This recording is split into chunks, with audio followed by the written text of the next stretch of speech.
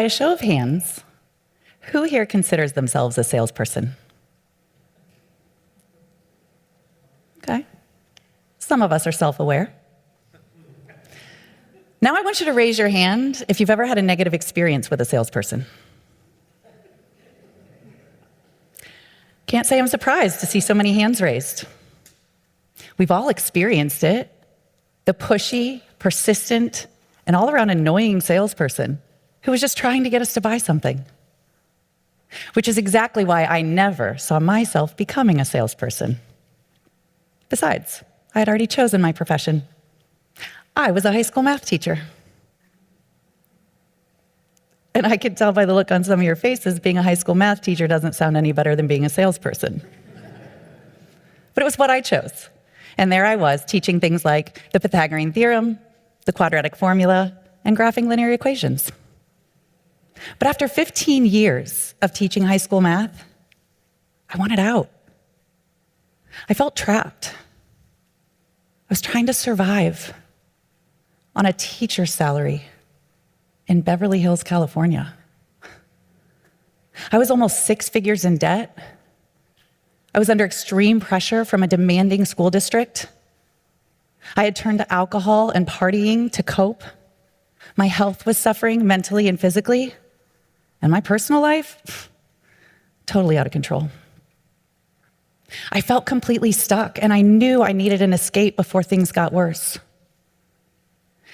And although being the kind of stereotypical salesperson that we talked about earlier was not what I wanted, being a salesperson was starting to look like the escape that I needed to save my life. Because you see, I had a lot of friends who were in sales. And while I was giving math quizzes and struggling to survive, they were living it up, winning contests, making lots of money, and going to cool places. But I had a list of all the reasons why I couldn't leave my teaching job and go into sales. Very responsible reasons why I needed to stay. Things like, I couldn't afford to give up my salary. I would never get hired without experience. Definitely didn't want to be a salesy weirdo. It would be way too hard to give my summers off up. And I would never sell anything I wasn't a consumer of, et cetera, et cetera. One day, a fellow teacher said something to me that I will never forget. You either have the life you want, or you have the list of reasons why not. I realized in that moment the things that I was telling myself had held me back from the life I wanted. I had sold myself the idea that I couldn't leave my teaching job and go into sales. I had sold myself the idea that salespeople were bad and wrong. I had sold myself the belief that staying stuck was my only option. When I realized it was time to start focusing on the life I wanted, an interesting thing occurred. Without telling anyone I knew that I wanted a sales job, out of the blue, a friend of mine asked if I'd ever thought about being in sales. I said, well, it's funny that you would ask because I have thought about being in sales, but I can't get hired because I don't have experience. He said, if I got you an interview with my boss, would you go? Of course I would. You would do that? I asked. He said, yeah, I think you'd be great. Just send me your resume and I'll get it set up. Well, I had a trip to England planned because it was almost summertime. So I sent him my resume and I took off for England. While I was there, I had fun with friends. I cleared my head. And interestingly enough, for the first time in my entire life, in England of all places, I started drinking coffee. That might not seem important now, but hang on to that fact for a few moments. When I got back from England, the interview had been set up, and I was really nervous because I knew I didn't have experience, and I also had a lot riding on this interview because I was desperate for freedom from the debt, the depression, and the hard life that I was tired of living. I was just hoping I didn't get disqualified for not having experience. Got to the end of the interview, and the guy told me that he was pleasantly surprised, that I had really knocked it out of the park. And then he said, but I'm going to have a hard time hiring you over the 89 internal people who want this position. Your resume just says teacher, you've never sold anything. I said, well, I've been selling math to teenagers for 15 years and nobody wanted to buy that. As soon as I said it, I knew it was true. I didn't have it planned. It just felt like the right thing to say in that moment. And when I did, he said, "That's good. You're really good. Will you go on a ride along with one of my reps and write up a business plan?" "Absolutely," I said. He goes, "Great, you're on to the next round." And in that moment, I had two huge epiphanies. The first one, I had been selling math to teenagers, but there was no transaction, which means selling isn't transactional. It's relational. And the second epiphany, I already was a salesperson. I just hadn't realized it until that moment. And I hope right now you're realizing it too. Whether you have a title or not, you're already a salesperson. Think about it. If you have a dog, you sell your dog on doing a trick because you give her a treat. If you're a kid, you sell your mom on letting you stay the night at a friend's house. If you're a parent, you know you're selling your teenagers on coming home at curfew. Or maybe you sell your boss on the idea of working from home 2 days a week. We're all selling things, all day, every day. Universities sell students on who they'll become. Managers sell new hires on what it's like to work for them. Coaches sell athletes on being a part of a team. Governments sell narratives that feed their agenda. The important question to start asking ourselves is, are we selling what we want or what we don't want? So now that I was clear I was already a salesperson, I shared with a friend that I had interviewed for a sales job and it had gone well. He looked annoyed and he said, "Why are you interviewing for sales jobs? You should come work for me." I said, "Oh, well, what do you do?" He said, "We sell coffee." I said, "Of course you do." He invited me to his office for an interview, and shortly after, I was hired by his company to sell coffee services to offices. Of course they sell coffee, right?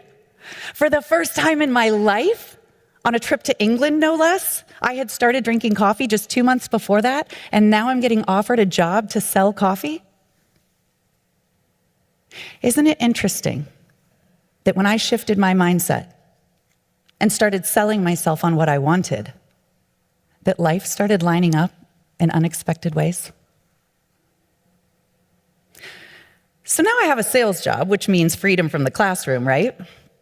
But I realized really quickly, I still have to prove that I know how to sell and I can keep this job. So I decided if I was going to do it, I was going to be the very best. And I walked in on day one of that new sales job, and I announced to the veteran sales team that I was going to be the #1 salesperson in the country. And if you're thinking, wow, that was delusional, you're right. It was. But I believed it. And yeah, I got laughed out of the office by the entire sales team. The thing is, I didn't know why it shouldn't be true. I thought, if I can sell math to teenagers, I can sell anything to anyone. And so I sold myself on the belief that it would happen. And in just under 2 years, I accomplished that very goal. I beat out hundreds of people to become the #1 salesperson in the country for 2 years in a row at a Fortune 500 company. I was 757% to plan, and I had signed accounts bigger than I even knew were possible. Not only was I the #1 salesperson in the country, but I had turned my life around. I paid off all my debt. I completely changed my lifestyle and stopped drinking alcohol. I was healthy and healing. I was traveling the world. And I rescued my girl, Cassie, the dog I'd always wanted. I eventually started my own company, coaching others how to sell. And then I gave myself location freedom, and now I travel the world, coaching and speaking to companies about how to sell yourself without being salesy. I had stopped selling myself on the reasons why it couldn't happen and started selling myself on the life I wanted.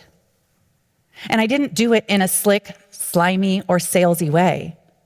I did it in a way that contradicted the way I thought salespeople had to be. And most importantly, I did it by selling myself one belief at a time on what was possible for my life.